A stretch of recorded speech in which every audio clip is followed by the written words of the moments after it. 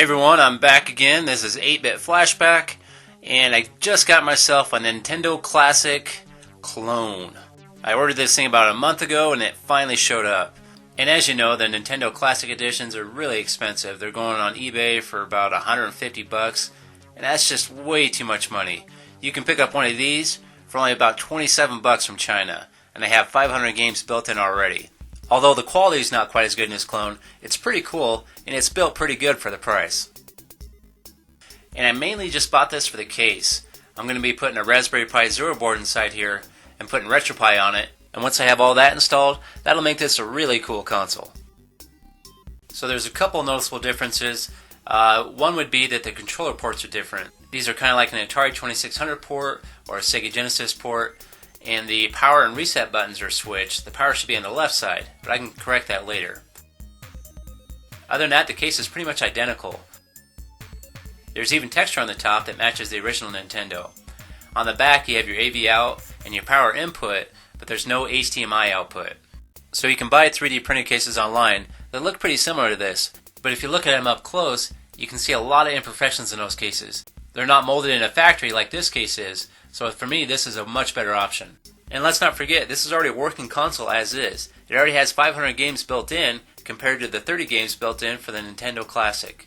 Okay, let's take a look at what else we got in the box. So it comes with 2 controllers instead of 1 controller, and these controllers have about a 6-foot cable. That was a huge complaint with the Nintendo Classic Edition, was the controller cord length. So these cords are about 6 foot, which is a good length. I've watched some other videos about this Nintendo clone, and a lot of people are saying these controllers feel like garbage. I'm not getting that. When I hold these controllers, they feel pretty good. They feel pretty solid. The buttons feel well when you push them, so I have no complaints on the way it feels, but we'll see how it plays in game. Also inside the box we have a power adapter and an AV cable. So just the standard composite cable here, red, white, and yellow. Then we have a card here with some weird cartoon characters on it, and we got a list of all the games that are on here. And then we also have an instruction manual here to show how to use it. I think we can figure that out. We got a power button, a reset button, and a simple controller, so we can figure this out. So let's go ahead and power this up. One cool thing is it powers up immediately. As soon as you turn it on, it loads immediately. It's really fast. And the reset button responds pretty quickly also. Okay, let's go ahead and load a game up. Let's try some Contra out.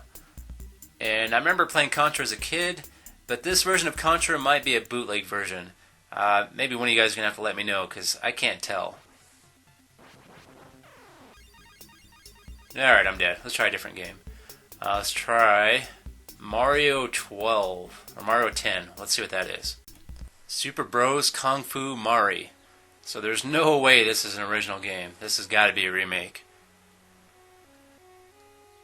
But it looks cool.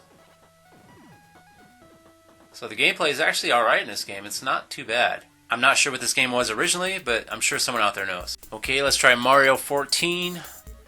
Super Mario 14. This has got to be another bootleg. This game's actually kind of fun. The gameplay in it's pretty good. Obviously it's not Mario, and he doesn't move like original Mario. And I noticed here when you jump on this trampoline, you can see who the original character is. It seems to be some kind of girl ninja. I think this was a Japanese game that was never released in the US. Okay, let's try some Excitebike, and I know this game really well. I've played this game a lot. So this game seems to be the original. So it seems to be a mixture of original games and bootleg games, but the gameplay on them all seems to be pretty decent. There doesn't appear to be any lag or glitches, and the controllers seem to be working great. I don't have any issues with the controllers. Alright, now it's time to go ahead and open this up and see what's inside.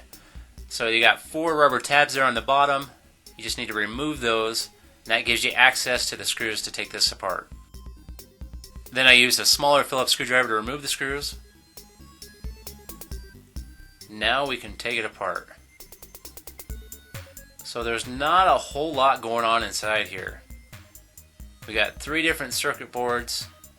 You got your power and reset button there, your controller ports. There's just not much to see in here. But I'm going to try to give you an up-close look at everything that's going on there. So when I mod this, I'm going to try to utilize some of the stuff that's already on here. I'm going to try to use the power port on the back here. I'm going to use the power and the reset buttons and a few other things. So I'm not really sure why, but I expected to see a whole lot more inside when I opened it up. It's kind of disappointing. But after I get done modding this, it's going to have all kinds of cool stuff inside here. So here's a look at the Raspberry Pi Zero board I'll be installing. And I'll be installing this in a few weeks, and I'll release another video explaining all the mods and everything I did. And I also have some mini NES cartridges that I need to make some labels for, but they're going to load just like the original Nintendo games. So I'm going to leave you with another bootleg game. This is a Mortal Kombat 4 game, and this game's kind of horrible. Well, thanks for watching. This is 8-Bit Flashback. If you want to hear more from me, please like and subscribe. If you want to check out more of my videos, just click any of these links.